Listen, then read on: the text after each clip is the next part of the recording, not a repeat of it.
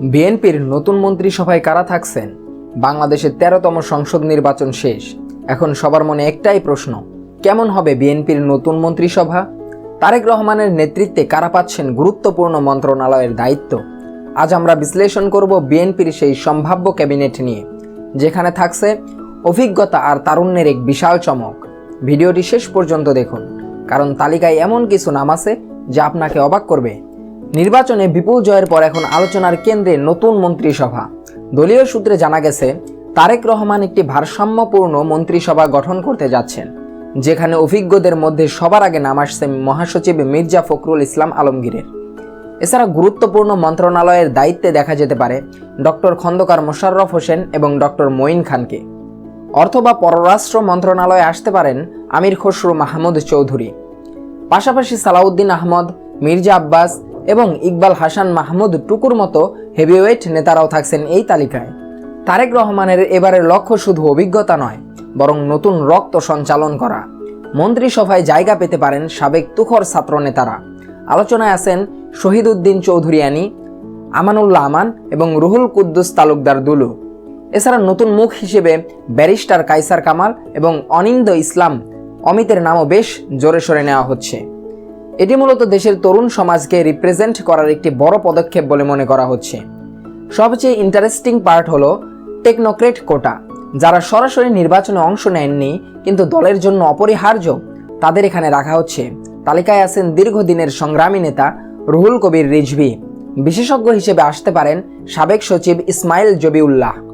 এটি প্রমাণ করে যে বিএনপি এবার কেবল আবেগ দিয়ে নয়, বরং মেধা ও দক্ষতা দিয়ে রাষ্ট্র পরিচালনা করতে চায়। তারেক রহমানের মন্ত্রিসভা অন্তর্ভুক্তিমূলক হতে যাচ্ছে। সেখানে নারী নেতৃত্বের প্রতিনিধি হিসেবে আফরোজা খান রিতা এবং সামা ওবায়েদ এর নাম শোনা যাচ্ছে। পাশাপাশি দীর্ঘদিনের আন্দোলনের সহযোদ্ধা জোট নেতাদেরও সম্মান দেওয়া হতে পারে। এক্ষেত্রে ব্যারিস্টার আন্দালিব রহমান পার্থ, জুনায়েদ সাকি এবং মাহমুদুর রহমান মান্নার মতো নেতাদের মন্ত্রিসভায় দেখার সম্ভাবনা অনেক বেশি। এবার আসা যাক মন্ত্রণালয় বন্টনের গভীর বিশ্লেষণে। শুধু মন্ত্রী বানানোই বড় কথা নয়, কার হাতে কোন দপ্তর থাকছে তার উপর নির্ভর করছে সরকারের ভিশন। শিক্ষা মন্ত্রণালয় গত কয়েক বছরের শিক্ষা ব্যবস্থার অস্থিরতা দূর করতে এখানে হয়তো কোনো প্রজ্ঞাবান ও সজ্জন ব্যক্তিকে দেখা যাবে, যেমন ডক্টর এহসানুল হক মিলন, ডক্টর মঈন খানের মতো ব্যক্তিত্বকে যদি এখানে রাখা হয়, তবে বার্তা যাবে যে বিএনপি শিক্ষা ব্যবস্থায় আমূল পরিবর্তন ও মেধার মূল্যায়ন চায়। স্বরাষ্ট্র মন্ত্রণালয় আইন শৃঙ্খলা পরিস্থিতি নিয়ন্ত্রণে আনাই হবে নতুন সরকারের সবচেয়ে বড় চ্যালেঞ্জ। এখানে এয়ার ভাইস মার্শাল অবসরপ্রাপ্ত আলতাফ হোসেন চৌধুরীর মতো অভিজ্ঞ কাউকে দেখা যেতে পারে। এতে জনমনে এই বার্তা যাবে যে অপরাধ দমনে সরকার জিরো টলারেন্স নীতিতে অটল। আইন মন্ত্রণালয় বিচার বিভাগের স্বাধীনতা নিশ্চিত করতে অ্যাডভোকেট জয়নুল আবেদিন বা ব্যারিস্টার কায়সার কামালের মতো ঝানু আইনজীবীদের রাখা হতে পারে। এটি বিচারহীনতার সংস্কৃতি দূর করার একটি শক্তিশালী বার্তা দেবে। তারেক রহমানের এবারের সরকার পরিচালনার স্টাইল হবে অনেকটা আধুনিক কর্পোরেট গভর্নেন্সের মতো। তারেক রহমান পুরনো ধারার রাজনীতির বাইরে এসে পারফরম্যান্স বেসড রাজনীতিতে বিশ্বাস করছেন। অর্থাৎ শুধু মন্ত্রী হলেই হবে না, নির্দিষ্ট সময়ের মধ্যে কাজের প্রমাণ দিতে হবে।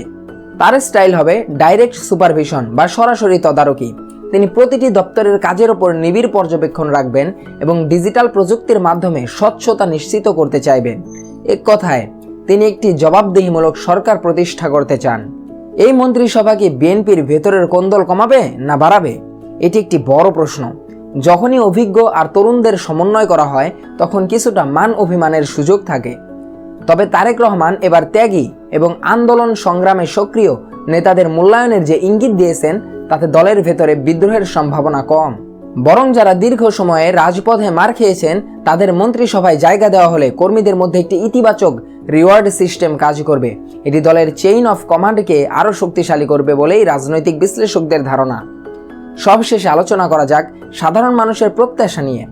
১৩তম সংসদ নির্বাচনের পর মানুষের প্রত্যাশা এখন আকাশচুম্বী। বাস্তবতা হলো দ্রব্যমূল্যের ঊর্ধ্বগতি, ভেঙে পড়া অর্থনীতি আর প্রশাসনের বিশৃঙ্খলা দূর করা। এই চ্যালেঞ্জগুলো বিএনপির সামনে পাহাড়ের মতো দাঁড়িয়ে আছে। তারেক রহমানের তরুণ মন্ত্রিসভার জন্য সবচেয়ে বড় পরীক্ষা হবে জনগণের এই আকাশচুম্বী প্রত্যাশা পূরণ করা। তারা কি পারবে দুর্নীতিমুক্ত প্রশাসন উপহার দিতে, নাকি বাস্তবতার চাপে পুরনো ধারাতেই ফিরবে? সেটাই এখন দেখার বিষয়। সব মিলিয়ে মঙ্গলবার শপথ নিতে যাওয়া এই মন্ত্রিসভা হবে অভিজ্ঞতা ও তারুণ্যের এক ম্যাজিক কম্বিনেশন। তারেক রহমান কি পারবেন এই নতুন টিম নিয়ে বাংলাদেশের চ্যালেঞ্জগুলো মোকাবিলা করতে? আপনাদের কি মনে হয়, কে হওয়া উচিত স্বরাষ্ট্র বা অর্থমন্ত্রী? কমেন্ট করে আমাদের জানান। দেশের অর্থনীতি আর গুরুত্বপূর্ণ সব নিউজ অ্যানালাইসিস সবার আগে পেতে ফ্রন্ট ডেস্ক টিভি সাবস্ক্রাইব করে পাশেই থাকুন। দেখা হচ্ছে পরবর্তী ভিডিওতে। ধন্যবাদ।